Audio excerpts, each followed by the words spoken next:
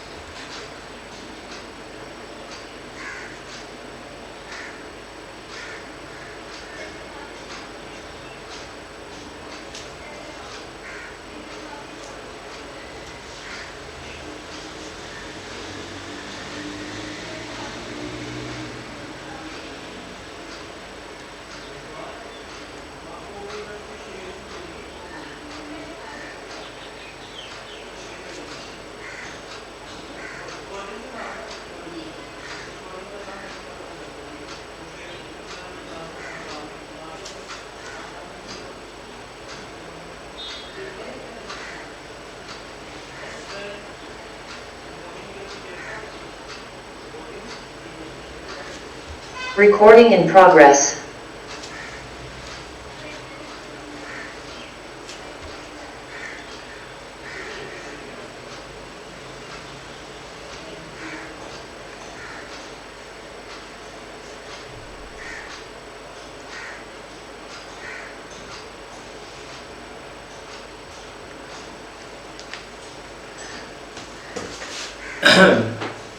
अस्सलाम वालेकुम। आवाज़ आ रही है आप लोगों को? मुझे बता दें, मैं इस जगह पे आपके क्वेश्चन आंसर दे रहा हूँ और फिर जब मैं पढ़ाऊँगा तो मैं इस तरफ हो जाऊँगा। मेरे पास दो स्क्रीन है, मैं हमेशा बताता हूँ।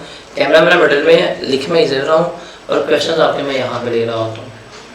तो काइंडली मुझे बता दें आवाज़ वगैरह आप लोगों को आ रही है? Everything is clear?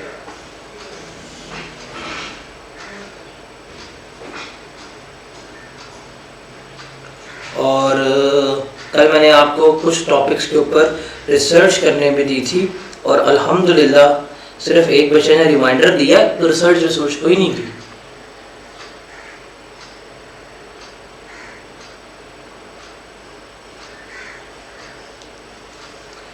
जी जनाब, कैसे हैं आप लोग?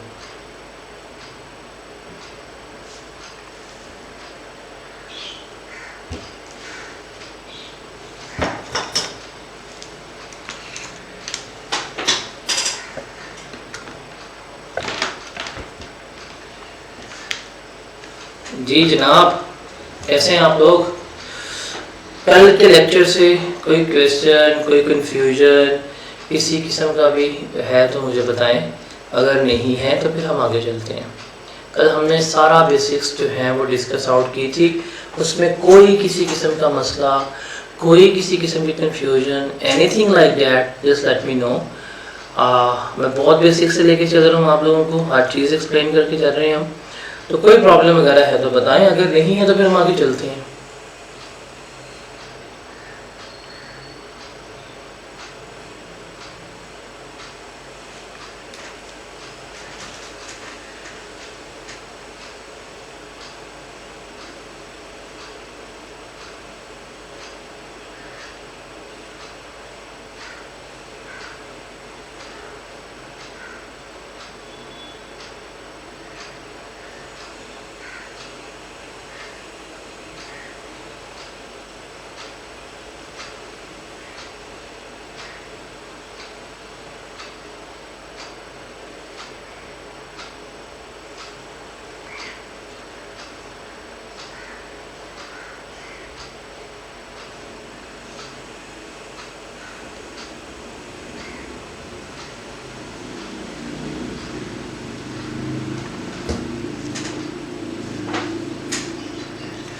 चलें जी, आगे चलते हैं। अब हमने देखना है कि फाइनेंशियल स्टेटमेंट जब हम बना रहे हैं तो हमारी इस मतलब चैप्टर है जो हमारा टॉपिक है, उसमें हमने जो स्टेटमेंट बनानी सीखनी है वो है हमारी statement of changes in equity. इसके बारे में हमने बात करनी है क्या और क्या नहीं है। अब बेसिकली इक्विटी क्या होती है? इक्विटी इज इंक्रीज और decrease in the net assets of the entity. हमने लाइक प्रीवियस वीडियो में देखा भी था कि जब हम इंडिविजुअल लेवल का अकाउंट समझ रहे थे, बेसिक्स अकाउंट समझ रहे, तो उसमें हम इंक्रीज या डिक्रीज ही हैं। अब यहाँ पे इसने वर्ड दिया है नेट एसेट्स का कि जो नेट एसेट्स में इंक्रीज होगा, जो नेट एसेट्स में डिक्रीज होगा, उसके बारे में हम देखना है। अब नेट एसेट्स कैसे हैं? बिकॉज हमारी अकाउंटिंग इक्वेशन है assets equal to equity plus liability.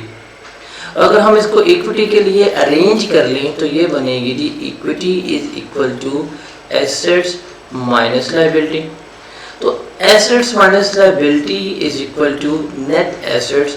सो हमने बेसिकली देखना है, जब हम statement of changes in equity की बात कर रहे हैं, हमने देखना है कि जो हमारे कैपिटल है, जो हमारा रिजर्व्स है, उसमें जो चेंजेस आएंगी, उसमें जो तब्दीली आएगी, उसमें जो इंक्रीज़ होगा, उसमें जो डिक्रीज़ होगा, वो सब कुछ हमने क्या करना है, यहाँ पे डिटरमिन करना है।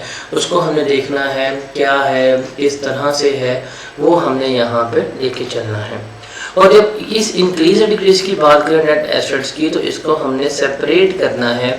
हमने देखना है कि ट्रांजैक्शन विद ओनर्स कौन कौन सी होगी, उसके बारे में हमने बात करनी है। और जो हमने नॉन ओनर चेंजेस होंगे उसके बारे में बात करनी है, मतलब जो इनकम में इंक्रीज होने की वजह से, रिजर्व्स में इंक्रीज होने की वजह से आ रहा है, उसके बारे में हमने यहाँ में बात करनी है। और statement of changes in equity जो है ये बहुत ज़्यादा इम्पॉर्टेंट इस पर्सपेक्टिव पे होती है, बिकॉज जो ओनर्स हैं, जो इन्वेस्टर हैं, वो देख रहे होते हैं। बिकॉज ओनर और इन्वेस्टर को तो यहाँ पे है, आप खुद देखें, अगर आपने कहीं पे 1000 रुपया इन्वेस्ट किया हुआ है, आपका इंटरेस्ट होगा कि मेरा 1000 में कितना इजाफा हो रहा है, कितनी कमी आ रही है, क्या मुझे बेनिफिट मिल रहा है, क्या मुझे प्रॉफिट मिल रहा है, तो वो आपके लिए बहुत इंपॉर्टेंट होगा। तो इसलिए statement of changes in equity जो है वो हमारे लिए बहुत ज़्यादा इम्पॉर्टेंट होती है। तो बेसिकली अगर हमारे नेट एसेट्स इंक्रीज़ हो रहे हैं तो हमारी इक्विटी इंक्रीज़ हो रही होगी, हमारे नेट एसेट्स डिक्रीज़ हो रहे हैं तो हमारी इक्विटी जो है वो भी क्या हो रही होगी, डिक्रीज़ हो रही होगी। तो ये चीज़ें जो हैं वो हमने क्या करनी होती हैं, यहाँ पर डिटरमिन करना होती हैं। अब हमने बात करनी है कंपनी के पर्सपेक्टिव से। कंपनी के पर्सपेक्टिव से हम इसको लेके चलेंगे। आज सिर्फ हम कंपनी की डिस्कशन करेंगे कि क्या है, किस तरह से है, किस तरह से हम इसको लेके चल रहे हैं, वो हमने यहाँ पे देखना है। कंपनी का पर्सपेक्टिव हमारे लिए इम्पॉर्टेंट है।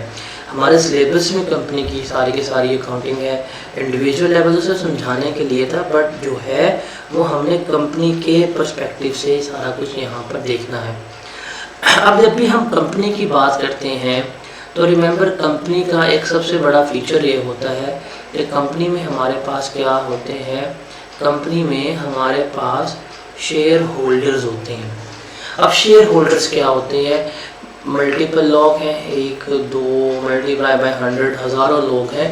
इन्होंने मिलकर अपना पैसा जो है एक जगह पूल किया और उसको क्या कर दिया, इन्होंने इसको कंपनी के तौर पे बना दी।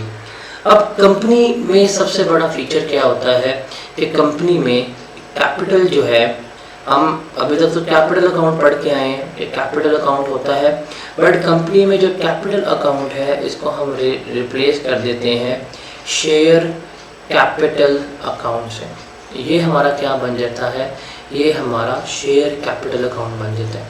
अब शेयर कैपिटल क्या होता है उसको ज़रा हमने समझना है। कंपनी है, कंपनी कहती है कि जी मेरा टोटल कैपिटल जो है वो होगा, लेट्स सपोज 100 मिलियन। ये वो कहती है ये है मेरा टोटल कैपिटल, जो मुझे पैसे आएंगे, जो ओनर्स जो हैं वो इन्वेस्ट करेंगे। इस टोटल कैपिटल को वो स्मॉलर यूनिट्स में क्या कर देंगे, वो डिवाइड कर देंगे, वो स्मॉलर डिनोमिनेशन में ले जाएंगे।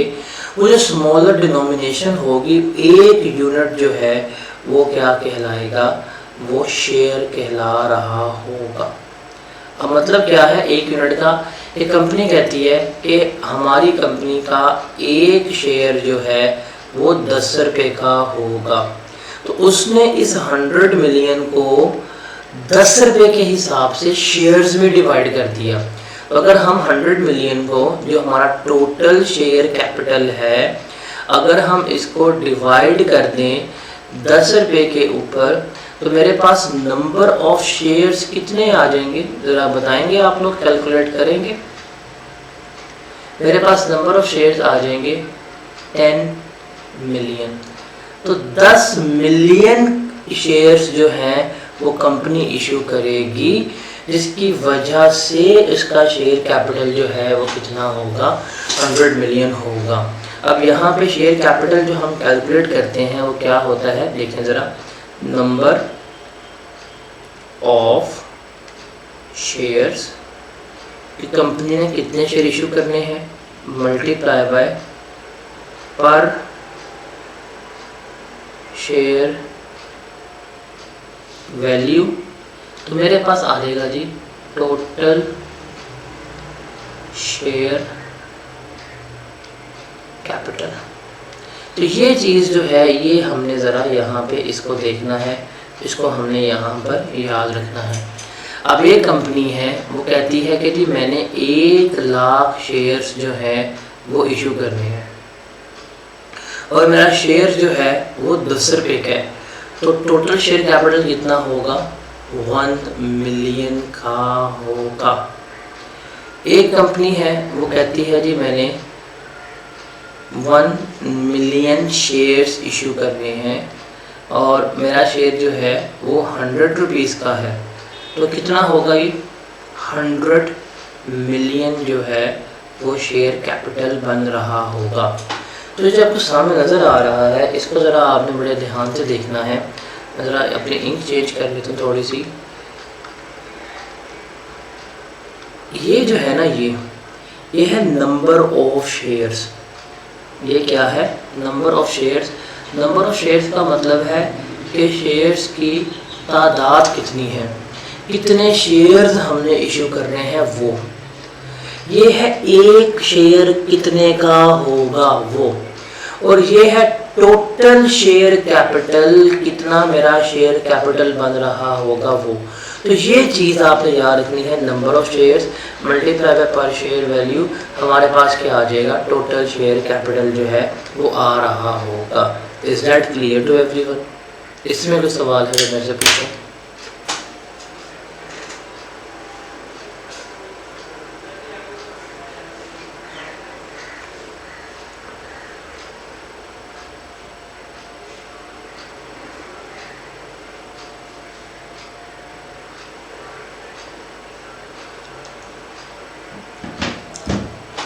इसमें किसी को कोई कंफ्यूजन है तो बताएं।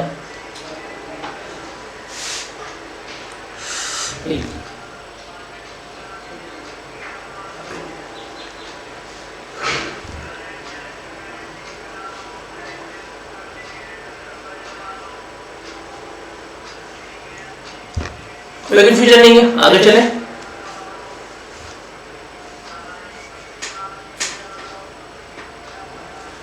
तो शेयर कैपिटल क्या होता है, सबको ओके?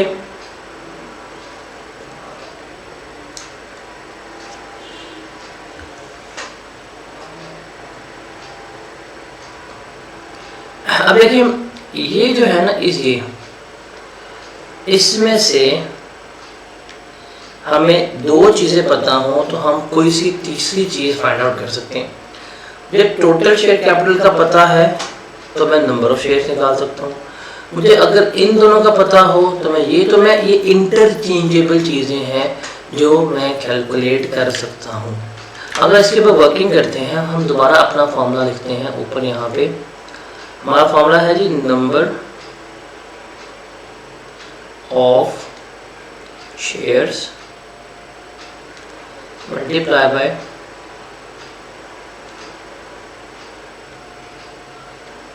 पर share value is equal to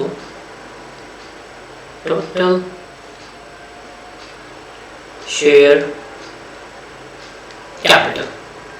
ये अब इसमें से हमें कोई सी दो चीज़ें पता हो तो हम तीसरी चीज़ जो है वो फाइंड आउट कर सकते हैं।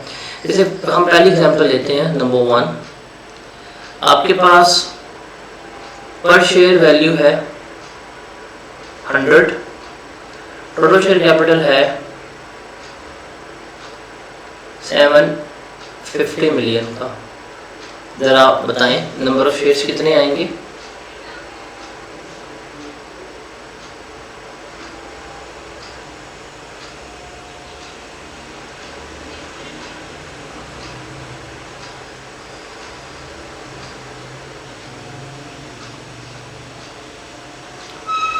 $7.5 मिलियन। सेकेंड एग्जाम्पल लेते हैं हम,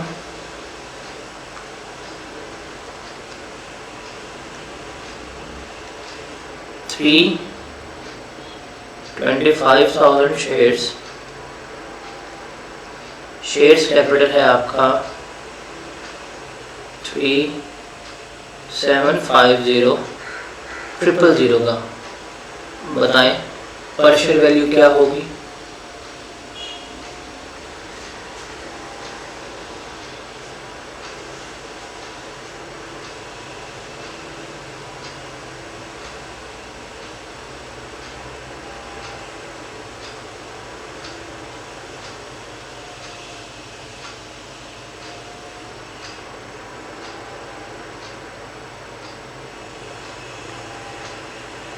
$11.5। थर्ड देखते हैं, 10 मिलियन मल्टीप्लाई बाय 10, ये हमारे पास आ जाएगी 100 मिलियन। तो आप ध्यान से देखें कि इसमें से अगर आपको इस इक्वेशन में से कोई सी दो बातें पता हो तो जो थर्ड वन है वो आप क्या कर सकते हैं, आप उसको फाइंड कर सकते हैं। तो ये रिलेशन जो है ये ज़रा आपने याद रखना है, बिकॉज ये रिलेशन हमारा statement of changes in equity plus EPS में भी काम आएगा। तो हम अर्निंग पर शेयर जो है वो कैलकुलेट कर रहे होंगे। Is that clear?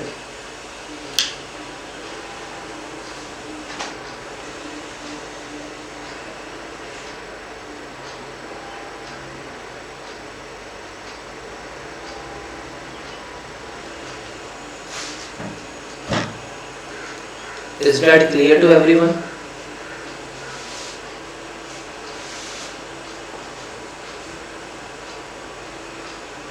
चलें जी,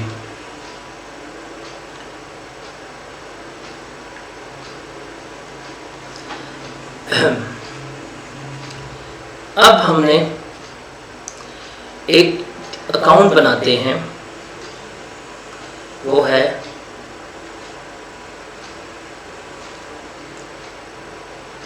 share capital account. Share capital account जो है वो हमारा इस तरह से बनेगा। हमारे पास आ जाएगा ब्रॉडबैंड बैलेंस। अगर हमने कोई न्यू शेयर इशू किए होंगे वो यहाँ पे आ जाएंगे, और यहाँ पे हमारे पास आ जाएगा क्लोजिंग बैलेंस। अब चूँकि न्यू शेयर्स की मैंने बात की है, ये बड़ी अजीब सी बात है। अब यहाँ से हम अपना अगला कंसेप्ट लेके चलेंगे, वो है जी types of issue of shares. अब शेयर्स इशू करने की कितनी टाइप्स हैं वो जो है वो हमने क्या करना है, वो हमने यहाँ पे डिस्कस आउट करना है। नंबर 1 हमारे पास होता है share issue at face value, या इसको हम कहते हैं पार वैल्यू। नंबर 2 होता है share issue at premium. Third इसमें होता है शेयर इशू एट डिस्काउंट। 4 हमारे पास आएगा share issue at,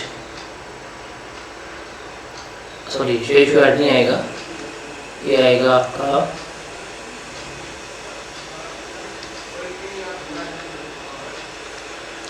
bonus issue. और 5 हमारे पास होगा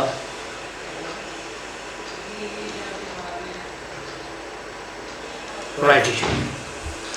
जब भी हम शेयर कैपिटल की बात करेंगे, जब भी हम शेयर इशू करने की बात करेंगे, ये 5 चीज़ें हैं जिसके तहत हम 5 वेज हैं जिसमें हम क्या कर रहे होते हैं, शेयर्स इशू कर रहे होते हैं।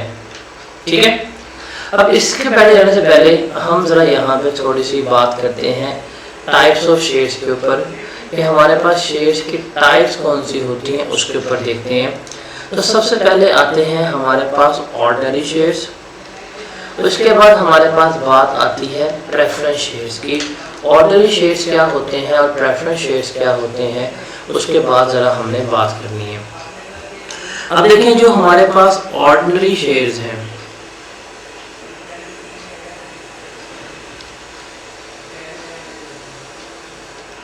बेसिकली ऑर्डिनरी शेयर्स क्या हैं? Ordinary shares are investment by share holders. जो हमारे पास शेयर होल्डर्स हैं वो जो इन्वेस्टमेंट करते हैं वो हमारे क्या कहलाती है, ऑर्डिनरी शेयर्स कहला रहे होते हैं। और शेयर होल्डर कौन होगा, मतलब जिस बंदे के पास शेयर मौजूद है उसको हम क्या कहेंगे, उसको हम कह रहे होंगे कि भाईजान आप जो हैं आप हमारे पास हमारे कंपनी के शेयर होल्डर हैं। और दूसरे होते हैं हमारे पास प्रेफरेंस शेयर होल्डर, या दूसरे होते हैं हमारे पास प्रेफरेंस शेयर्स।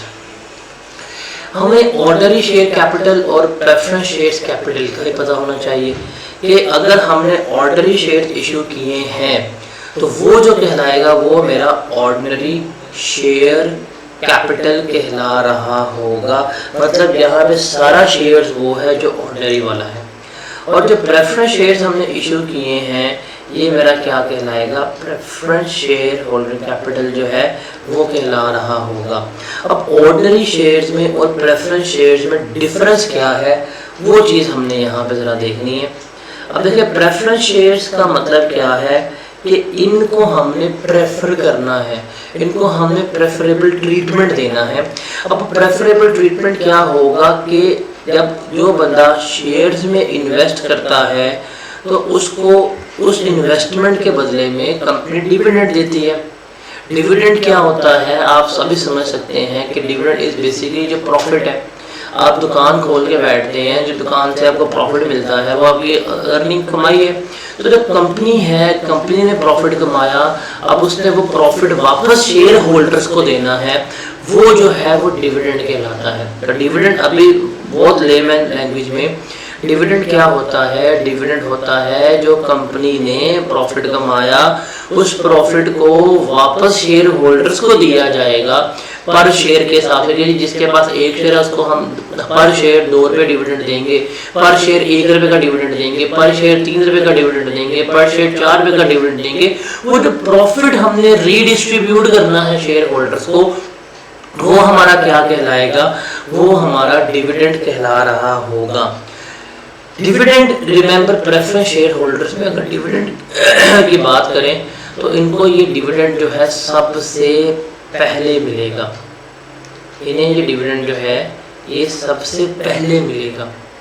फॉर एग्जांपल अगर कंपनी ने 1000 रुपये कमाया है तो उस 1000 रुपये में से इनको सबसे पहले दिया जाएगा और जो लेफ्ट ओवर होगा जो बच जाएगा वो किनको दिया जाएगा, वो इनको प्रोवाइड किया जा रहा होगा।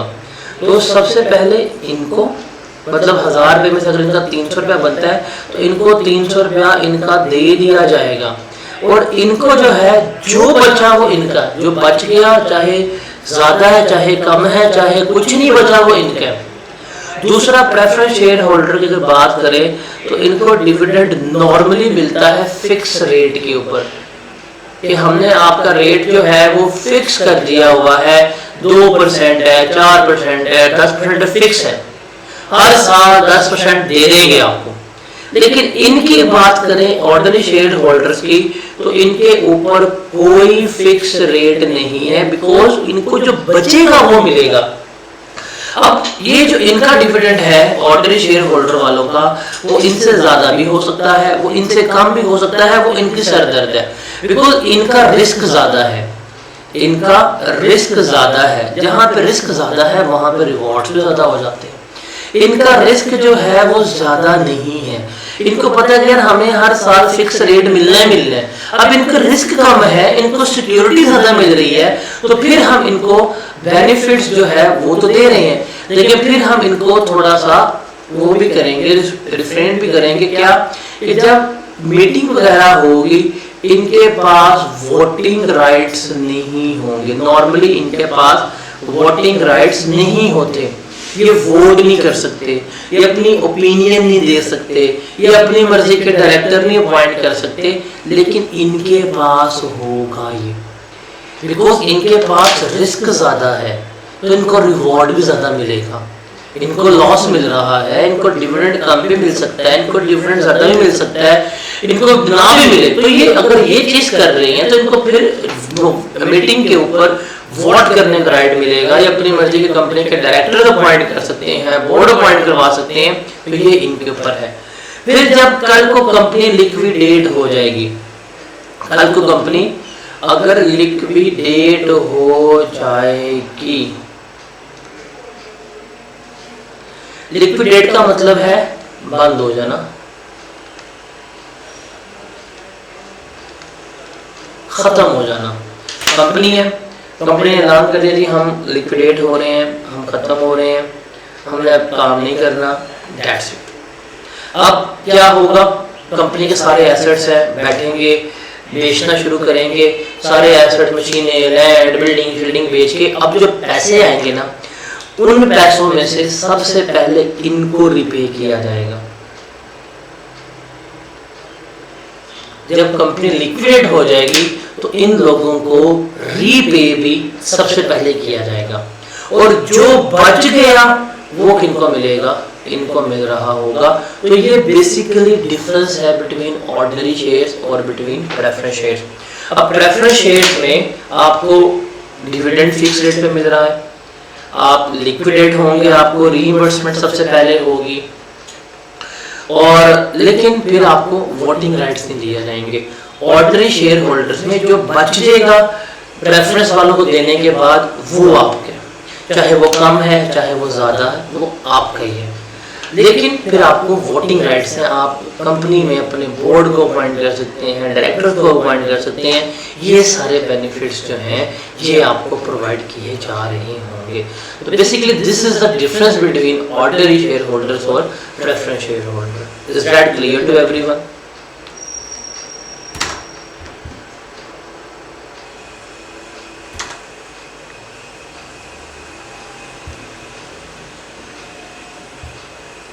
कोई ऐसा बच्चा जिसको इसकी समझ ना आई हो?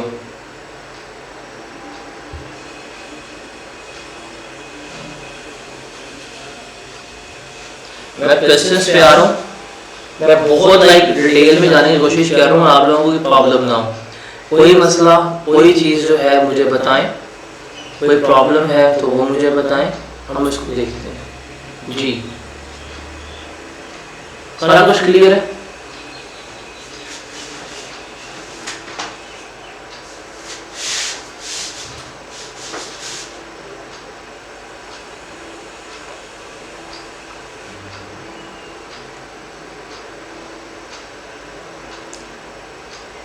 सारा कुछ क्लियर है? कोई प्रॉब्लम तो नहीं किसी को?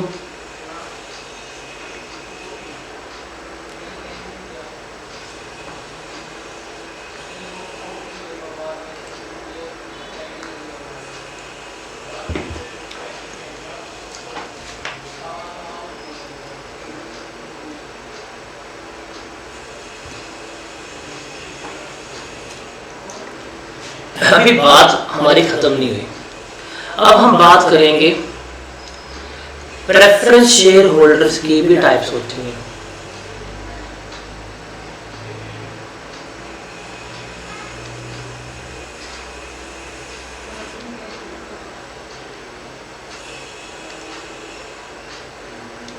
इसकी भी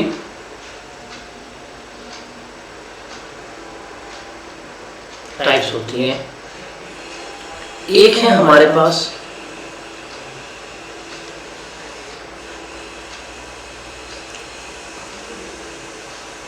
irredeemable preference shares और दूसरे हैं हमारे पास redeemable preference shares।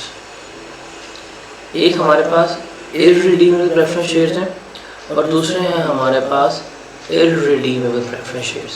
redeem का मतलब क्या होता है, आप लोगों को आइडिया है इस चीज़ का? रिडीम का मतलब क्या होता है? रिडीम का मतलब होता है वापस करना,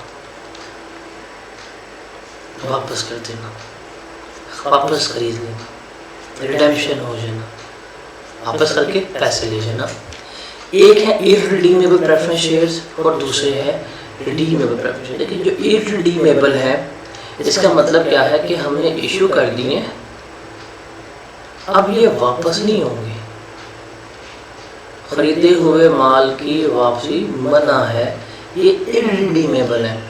अच्छा, जो इररिडीमेबल शेयर्स हैं हम इनको शेयर्स ही मानते हैं और ये हमारी हमेशा इक्विटी का पार्ट बनते हैं।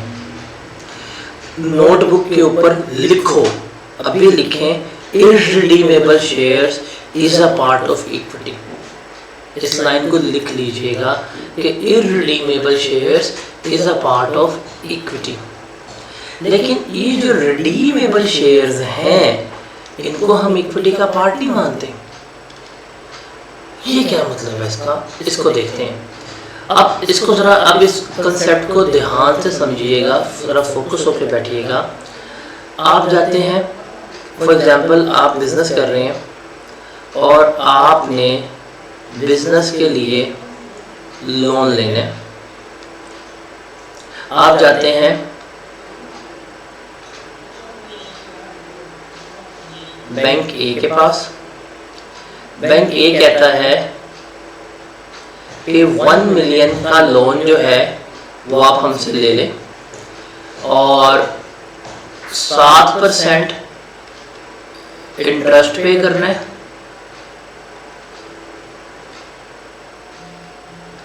और 5 साल के बाद लोन जो है ये वापस करना है।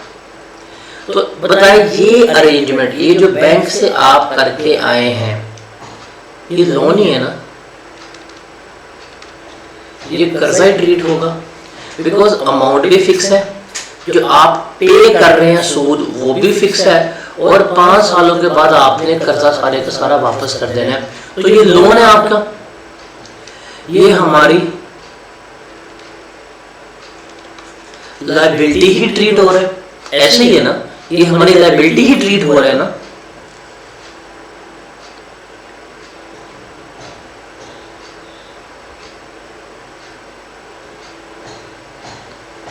अब जरा देखिएगा रिडीमेबल। रिडीमेबल को जरा ध्यान थोड़ा सा फोकस होकर, अगर ना समझ आए आप मेरे से पूछ सकते हैं, जरा फोकस होकर बैठिएगा। अब मैं इसकी बात करता हूँ। कंपनी कहती है हमने बैंक से लोन नहीं लेना, हम क्या करते हैं, हम 1 लाख शेयर्स इशू कर देते हैं 10 रुपए के हिसाब से। इसका मतलब कितना, 1 मिलियन हमने इशू कर दिया पब्लिक को, और पब्लिक को कहते हैं कि हम आपको 5% फिक्स पे करेंगे हर साल डिविडेंड। हम आपको 5% हर साल फिक्स डिविडेंड पे करेंगे और आफ्टर 5 इयर्स, 5 साल के बाद अवाम हमारे पास आए, हमें ये शेयर वापस करे और हम उन्हें बदले में कैश दे देंगे। क्या कह रहे हैं, ध्यान सुने कि 1 मिलियन आज शेयर इशू कर देंगे, हर साल 5% डिविडेंड पे करेंगे और 5 साल के बाद अवाम हमें ये वापस कर दे शेयर और हम अवाम को यही 10 के 10 रुपए वाला सारा वापस कर देंगे। अब ये वापसी हो रही है, तो अगर आप खुद देखें, आप इसको देखें जो मैंने पर्पल कलर में लिखा है और इसको देखें, अगर मैं कोई ना लिखूं कि ये शेयर है या लोन है, तो क्या ये भी लोन वाली फीलिंग नहीं दे रही? बिकॉज अमाउंट भी फिक्स है, हम हर साल फिक्स पे भी कर रहे हैं जिससे सूद होता है और 5 साल के बाद हमने ये वापस भी कर देना सारे का सारा, मतलब 5 साल के बाद सारे का सारा 10 मिलियन हम 1 मिलियन जो है वो वापस कर देना है। तो ये चीज और ये चीज क्या ये दोनों सेम नहीं?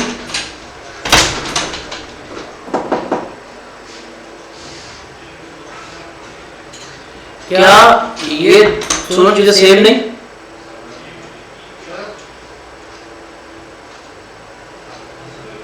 सेम है ना, इसलिए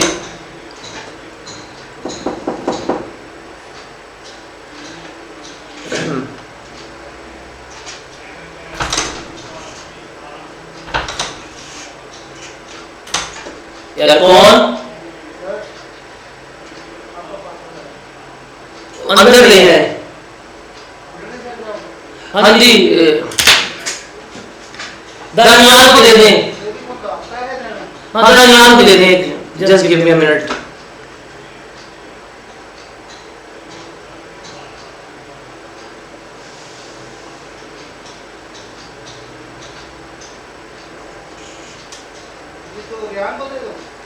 अंदर आ जाए, just give me a minute यार। ये अस्सलाम वालेकुम, मेरा भाई ना एक ऑर्डर आया है, वो वॉचमैन के पास है, उसे रिसीव करने, वो लॉन में खड़ा हुआ है। हाँ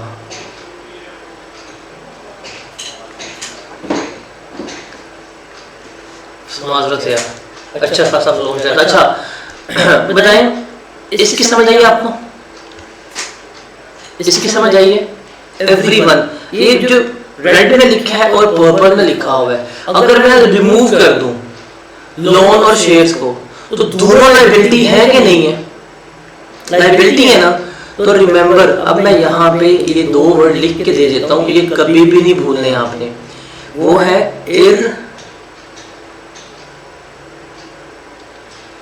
irredeemable shares is a part of equity. ये हमारी इक्विटी का पार्ट बनता है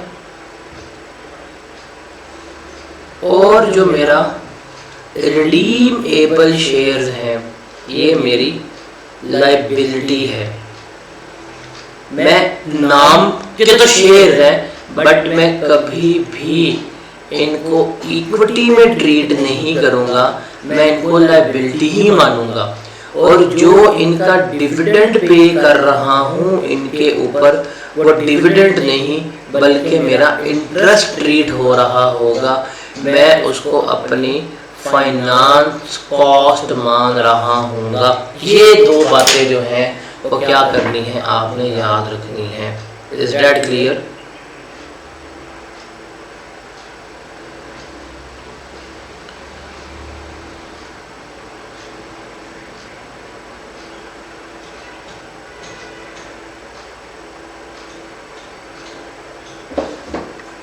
ये समझ आई हैं 2 बातें?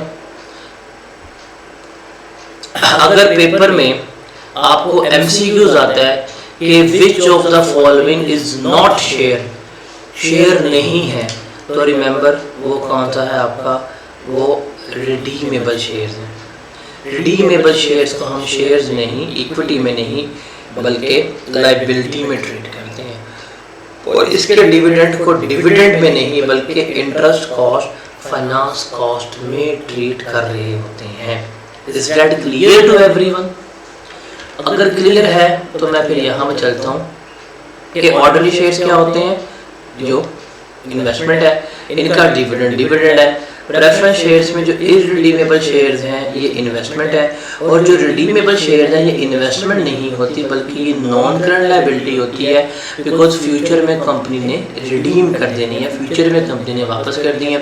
और शेयर कैपिटल क्या होता है, ऑर्डनरी शेयर्स टोटल कितने हैं, रिडीमेबल शेयर्स कितने, इररिडीमेबल शेयर्स कितने हैं, जो टोटल है हमारा वो हमारा शेयर कैपिटल कहला रहा होता है। तो दिस वन और दिस वन, ये तीनों बातें आप सबको क्लियर है।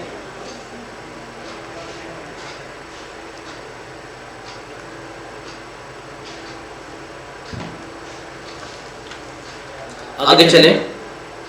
आप लोगों के पास माइक का ऑप्शन होता है, आपको पता है, आप बोलना चाहें तो माइक ऑन करके बोल सकते हैं आप लोग।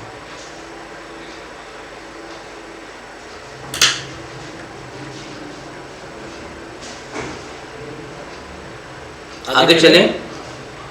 अभी तक कोई चीज मुश्किल नहीं लग रही?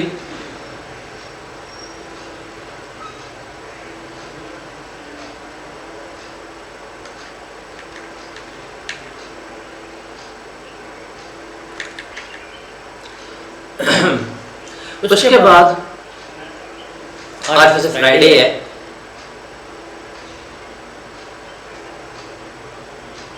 उसके बाद हम बात करेंगे टाइप्स ऑफ शेयर कैपिटल। एक होता है ऑथराइज्ड शेयर कैपिटल,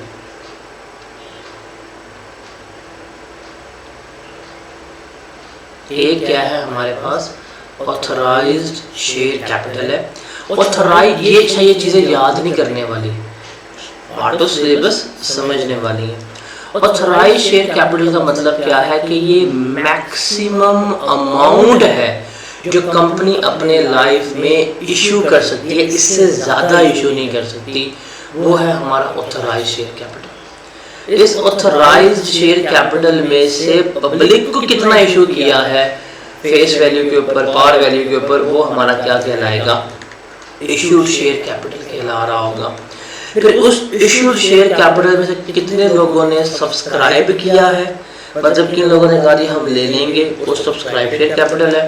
और उस सब्सक्राइब में से कितने लोगों ने पेमेंट कर दी, कितने लोगों से कैश मिल गया, तो वो हमारा क्या कहलाएगा, पेड अप कैपिटल कहला रहा होगा।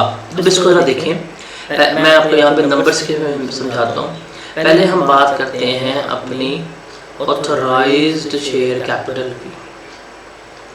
फॉर एग्जाम्पल एक कंपनी कहते हैं कि आप अपनी पूरी लाइफ में मैक्सिमम शेयर कैपिटल जो है वो 100 मिलियन का ही रेस कर सकते हो, इससे ज़्यादा नहीं कर सकते। तो ये मैक्सिमम है, वो अपनी पूरी लाइफ में इससे ज़्यादा नहीं कर सकते, ये मैक्सिमम है। वो कहते हैं ठीक है, इसमें से वो कहते हैं अभी तो हमें इतने फंड्स की ज़रूरत ही नहीं है, वो सिर्फ इशू करते हैं 10 मिलियन, ये 10 मिलियन का शेयर कैपिटल वो इशू करना चाह रहे हैं, ठीक है। अब इन्होंने इशू कर दिया पब्लिक में। अब पब्लिक में जिन्होंने इशू किया है इसमें से अब क्योंकि हमारे यहाँ पे पार्टली पेड का कंसेप्ट नहीं है, तो 8 पेड अप और सब्सक्राइब ऑलमोस्ट सेम ही है। 8 मिलियन का शेयर कैपिटल जो है वो इनको रिसीव हो गया, मतलब 8 मिलियन की इनको पेमेंट मिल गई है। तो जो मिल गई है वो इनका क्या कहला रहा होगा, पेड अप शेयर कैपिटल कहला रहा होगा। तो ये होता है मैक्सिमम अमाउंट ऑफ कैपिटल, ये है एक्चुअल कितना इशू हुआ, और ये है एक्चुअल में रिसीव कितना हुआ। तो ये हमारा शेयर कैपिटल की टाइप्स कहलाती हैं, तो जिसमें हम लेके चल रहे होते हैं। Is that clear? ये सबको समझ आती है?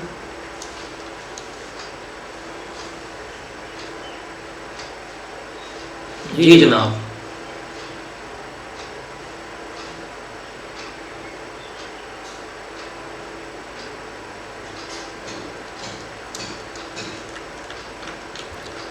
उसके बाद हम बात करते हैं डिविडेंड की।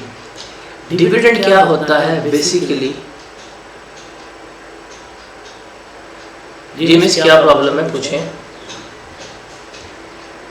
सर मैं इसे कंपनी लॉ से कनेक्ट कर रही हूँ, ये जो आपने अभी बताया है ना जी उसमें हमने प्रॉस्पेक्टस वाले चैप्टर में पढ़ा था कि जो इशू करती है कंपनी उसे जितना कैपिटल रिसीव हो जाता है, जो आपने 8 मिलियन की बात की थी, बाकी जो रह जाता है वो बैंक जो होता है वो पूरा कर देता है। वो हमारे लिए रेलेवेंट नहीं है ना कंपनी लॉ वाला। हम यहाँ पे सिर्फ कैश का देख रहे हैं कि हमें कैश कितना मिला है, तो हम तो अकाउंटिंग कर रहे हैं। अब बैंक ने अगर वो अमाउंट ले ली है, बैंक ने सब्सक्राइब कर लिया, तो वो भी पेड अप ही होगा। लेकिन अभी मैं उस चीज़ पे जाने रहा, अभी हम सिर्फ बात कर रहे हैं शेयर होल्डर से। बैंक जो है वो तो गारंटर होते हैं, बैंक तो कहते हैं ठीक है पब्लिक जितना ले लिया, अदरवाइज हम ले लेंगे, वो आपकी बात ठीक है। बट मैं सिर्फ यहाँ पे इसको डिफरेंशिएट करने की कोशिश कर रहा था कि ये ऑथराइज्ड है, इतना इशू हुआ, इतना पेड अप हो गया, बाकी भी 2 मिलियन पेड अप होना ही था, बट वो बैंक के जरिए होना था। यहाँ पे हम थोड़ी उस पर्सपेक्टिव में बात कर रहे हैं, डिफरेंशिएट करने के पर्सपेक्टिव में। ऑथराइज का मतलब ये है, इशूड का मतलब ये है, पेड अप का मतलब जो है वो ये हो रहा होता है। आपकी बात ठीक है, बट मैं कंपनी लॉ के पर्सपेक्टिव से यहाँ पे बात कर रहा था। मैं भी सिर्फ एक बेसिक बात कर रहा हूँ कि इन चीज़ों का मतलब क्या है। क्लियर है? Okay sir, thank you.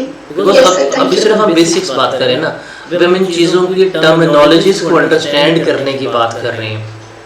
Company law में तो प्रॉपर जाके सारे आप लोग पढ़ेंगे कि क्या है क्या नहीं है, इशू कैसे होते हैं, रेगुलेशंस क्या हैं, एससीसीपी के रेगुलेशंस क्या है, किस तरह इशू होंगे, बैंक गारंटी कैसे देगा, सारा कुछ पढ़ेंगे। वो तो कंपनी लॉ में पढ़ेंगे ना, जो R1 में है। और R1 में हमने कौन सा पर्सपेक्टिव देखना है, अब आप कंपनी लॉ में आप उसका लीगल पर्सपेक्टिव देख रहे हैं, हम यहाँ पे उसका अकाउंटिंग पर्सपेक्टिव देखेंगे कि हमें कैश मिल रहा है, हमने उसकी एंट्री पास करनी है, बैंक अकाउंट डेबिट और शेयर कैपिटल अकाउंट क्रेडिट, हम उस पर्सपेक्टिव से भी देख रहे हैं। ठीक है, अभी भी कोई प्रॉब्लम है तो आप पूछ लें।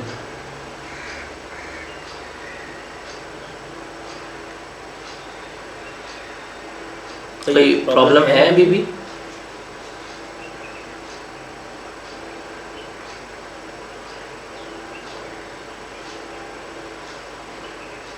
कोई किसी को प्रॉब्लम है तो पूछ ले मेरे से।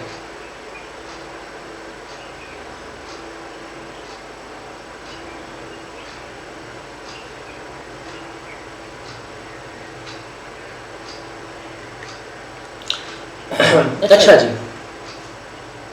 अब हम बात करते हैं डिविडेंड की। डिविडेंड क्या होता है? बेसिकली डिविडेंड जो है वो डिस्ट्रीब्यूशन ऑफ प्रॉफिट है to the share holders. Share holders को हमने प्रॉफिट जो है वो डिस्ट्रीब्यूट करना होता है। तो सबसे पहले प्रॉफिट दिया जाएगा प्रेफरेंस शेयर होल्डर्स को, उसके बाद मिलेगा ऑर्डिनरी शेयर होल्डर्स को। ऑर्डर इसका यही रहता है। अब टाइप्स ऑफ डिविडेंड जरा याद रखिएगा, बिकॉज इस चैप्टर में statement of changes in equity के चैप्टर में डिविडेंड इंपॉर्टेंट है, बिकॉज डिविडेंड जो है वो हमने काफ़ी ज़्यादा यहाँ पे लेके चलना है, उसको देखना है। डिविडेंड की अगर टाइप्स की बात करें हम, तो हमारे पास 2 तरह का डिविडेंड होता है। एक है जिसे हम कहते हैं फाइनल डिविडेंड, और एक होता है इंटरिम डिविडेंड। जो इंटरिम डिविडेंड है ना, रिमेंबर ये ड्यूरिंग द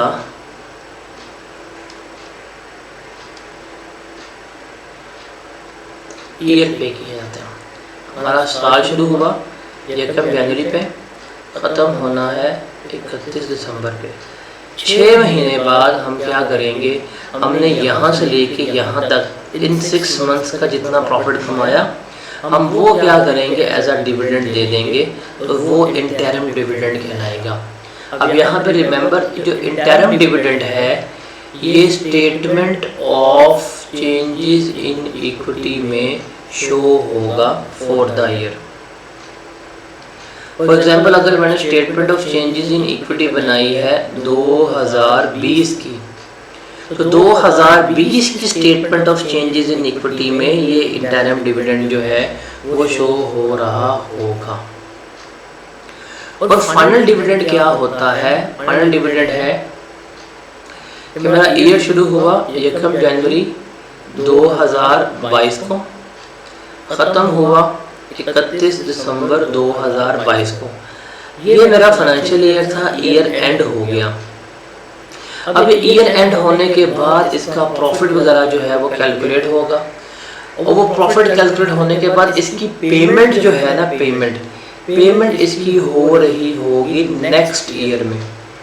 हम इसकी पेमेंट 23 में कर रहे होंगे, तो रिमेंबर जो फाइनल डिविडेंड है वो नेक्स्ट ईयर की statement of changes in equity को शो कर रहा होगा।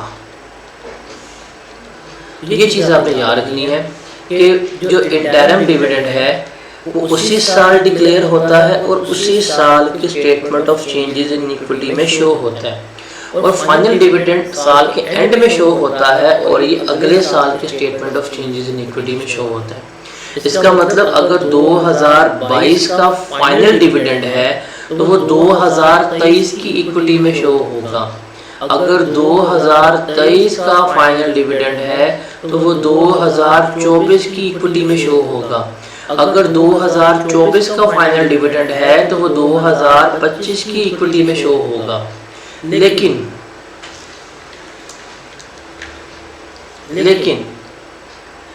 अगर इंटरिम की बात करें तो इंटरिम उसी साल में क्या हो रहा होगा, शो हो रहा होगा। तो ये चीज़ जो है वो डिविडेंड के मुताबिक है जो हमने लेके चलनी होती है। Is that clear?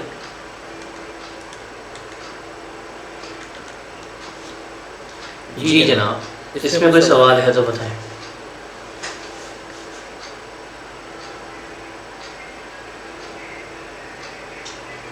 एवरीवन बताएं, कोई सवाल है? मैं वन बाय वन पूछता हूँ। आईना, अरीशा, सबाहत, ये लिनोवो में कौन है?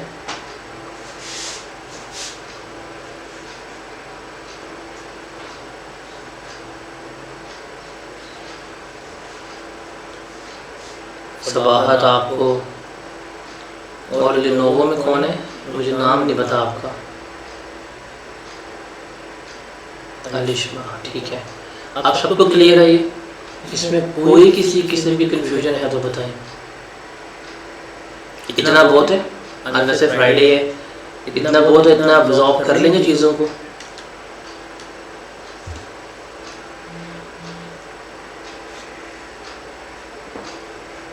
ये आगे चले थोड़ा सा।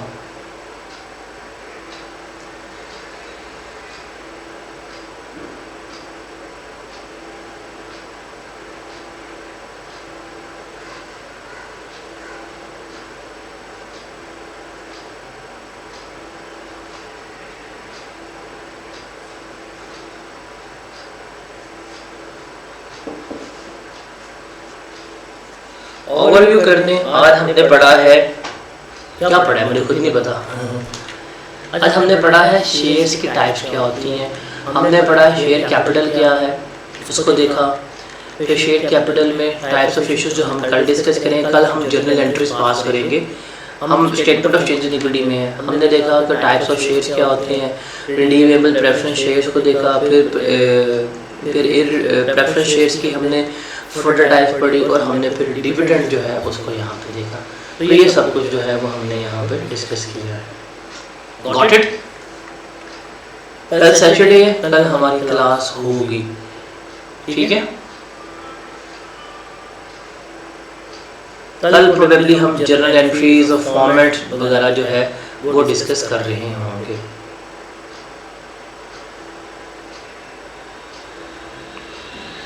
अभी तक चले मैं लाइक वेरी सीरियसली फीडबैक ले रहा हूँ। अभी तक आप लोगों को मुश्किल नहीं लग रहा? लाइक याद है ना जब आप लोग खुद बनाए, जब आप R1 में आए थे, एक R1 का खौफ बैठा हुआ था आपके माइंड में, बड़ा मुश्किल है, और ये अभी हमारा जस्ट 3rd या 4th डे है, और हमने तकरीबन चैप्टर जो है वो हमारा मिड में पहुँच गया होगा, आप लोग को शायद अंदाज़ा भी नहीं होगा। कल के लेक्चर के बाद we are just doing, Monday को हम इसके पास पेपर्स कर रहे हैं इस चैप्टर के।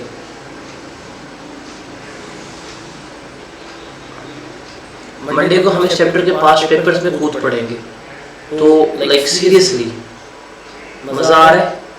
वो एक मिथ बनी है कि R1 बड़ी मुश्किल है जी, उन्होंने कहा। मैं आपको बहुत बेसिक लेवल में लेके जा रहा हूँ।